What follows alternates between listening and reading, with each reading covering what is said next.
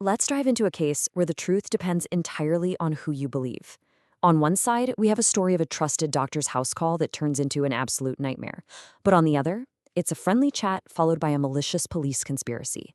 The justice system was left with the impossible task of figuring out what really happened. And in the end, the court's final word was a life sentence. A truly shocking verdict, especially when you realize this entire case started with something as simple as a house call for a 16-year-old girl who just had a fever. So, that's the big question we're tackling today. How in the world did the court connect the dots from a seemingly innocent house call all the way to a life sentence? To really get it, we have to break down the evidence piece by piece and look at the arguments from both sides. Okay, so let's set the scene. Our story begins back in July of 1979. This is when a man named Farhad Hattani is introduced to the Borgia family. And he wasn't just some guy. He was presented as a doctor, someone you're supposed to be able to trust with your family's health. And right away, things get strange. Hattani examines 16-year-old Priscilla for her fever, but his diagnosis is bizarre. He claims she's a drug addict.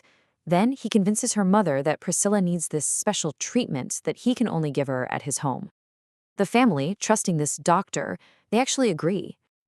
Now, according to the prosecution, everything hinges on what happened over the next 48 hours. They laid out a timeline where a series of injections left Priscilla dizzy, weak, and barely conscious. According to her testimony, she woke up twice that night to find Hattani assaulting her, but she was just too powerless to do anything about it.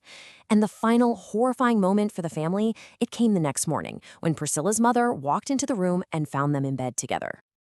So, did the prosecution have any proof to back this story up?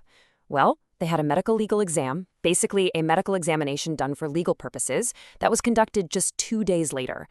And the findings seemed to line up perfectly with Priscilla's story. Doctors noted deep healing lacerations. They found multiple needle marks on her body. And they also documented that she was incoherent. Every sign pointed to her being drugged and assaulted. But hold on, because that is only one side of the coin. The defense came back with a version of events that was a complete 180. They argued this wasn't a crime at all, but a twisted conspiracy designed to frame a totally innocent man. I mean, you really can't make this up. The two stories are polar opposites. Instead of a drugging and assault, the defense painted this picture of a wholesome, all-night chat where Priscilla opened up about her problems to Hattani's wife. That scene in the bedroom? They claimed Hattani was sleeping on the floor the whole time. And all those drugs found in his house? Well, the defense said they were planted by a corrupt cop who was having an affair with Priscilla's sister. So now you have the court stuck between two stories that just can't both be true. And since there were no eyewitnesses to the assault itself, this wasn't a case they could decide based on testimony alone. They had to dig a whole lot deeper.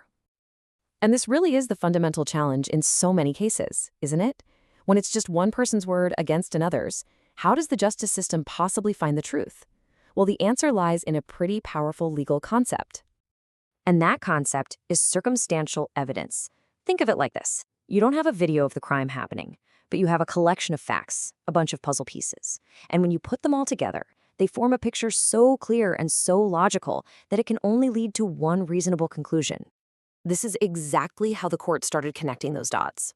First, they started with the hard physical evidence from the medical exam, the lacerations.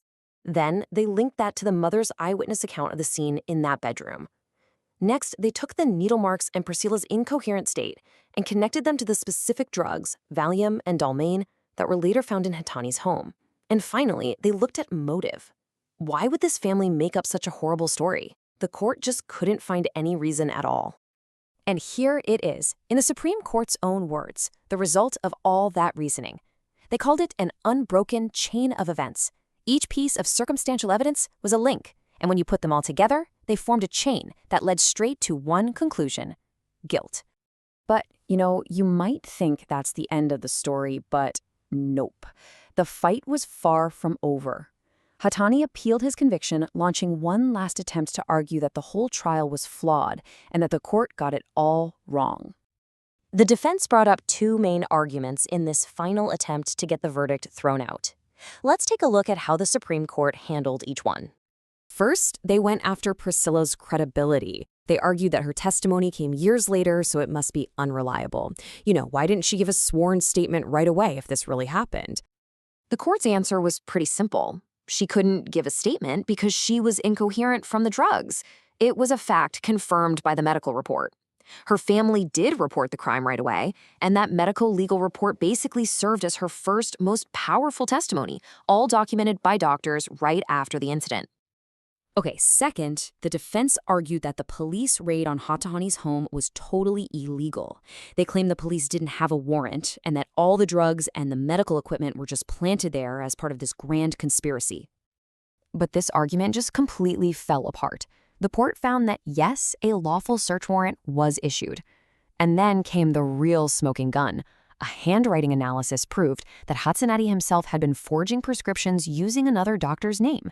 This showed he wasn't just some innocent guy caught in a conspiracy, he was actively involved in deception. And with that, the Supreme Court affirmed both convictions, 5 years for illegally practicing medicine and a sentence of life imprisonment for rape. The long, complicated legal battle was finally over. This case really forces us to ask a tough question about our justice system.